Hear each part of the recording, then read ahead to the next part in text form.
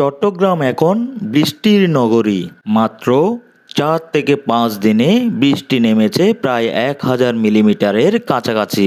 এর মধ্যে একদিনেই রেকর্ড হয়েছে ৪১২ মিলিমিটার, যা বাংলাদেশের ইতিহাসেও অন্যতম সর্বোচ্চ। এই পরিস্থিতিকে ব্যতিক্রমী প্রাকৃতিক দুর্যোগ হিসেবে উল্লেখ করেছেন চট্টগ্রাম সিটি কর্পোরেশনের মেয়র ডাক্তার শাহাদাত হোসেন।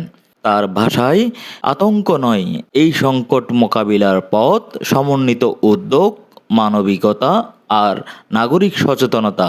সব সংস্থা এক অভিন্ন।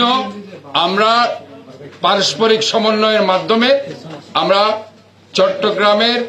চট্টগ্রামবাসীর পাশে আছি, থাকব এবং যে কোনো ব্যাপারে, যে কোনো দুর্ভোগে আমরা তাদের এই দুর্ভোগ লাঘবের জন্য সর্বাত্মকভাবে একসাথে মিলে সেটা মিনিমাইজ করব এবং কাজ করব এবং সবাই মিলেই এই চট্টগ্রাম শহরকে জলাবদ্ধতা মুক্ত একটি নগরীতে আমরা পরিণত করব। এটা clean, green, healthy and safe সিটিতে পরিণত। মেয়র জানান, এখনো বৃষ্টি অব্যাহত রয়েছে, সামনের কয়েকদিনও রয়েছে ভারী বর্ষণের আশঙ্কা। তাই পাহাড় ধসের ঝুঁকিতে থাকা মানুষদের নিরাপদ আশ্রয়ে সরে যাওয়ার আহ্বান জানানো হচ্ছে। একই সঙ্গে আশ্রয় কেন্দ্রে পৌঁছে দেওয়া হচ্ছে খাদ্য ও প্রয়োজনীয় সহায়তা। ডক্টর শাহাদাত হোসেন বলেন, চট্টগ্রাম সিটি কর্পোরেশন, সেনাবাহিনী, জেলা প্রশাসন, পুলিশ, ওয়াসা ও সিডিএ সহ সংশ্লিষ্ট সব সংস্থা দিনরাত কাজ করছে। তার মতে, অনেক খাল ও ড্রেন দখল, ভরাট এবং অবৈজ্ঞানিক স্থাপনার কারণে পানি নামতে পারছে না। এসব প্রতিবন্ধকতা অপসারণের কাজও চলছে।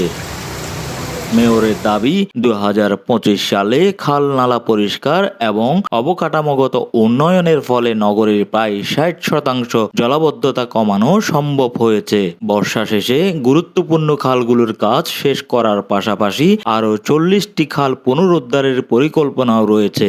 সবশেষে নগরবাসীর প্রতি তার আহ্বান, খাল, নালা ও ড্রেনে প্লাস্টিক, পলিথিন কিংবা ময়লা আবর্জনা ফেলবেন না, কারণ একটি পরিচ্ছন্ন শহর গড়ে তোলার দায়িত্ব শুধু প্রশাসনের নয়, আমাদের সবার।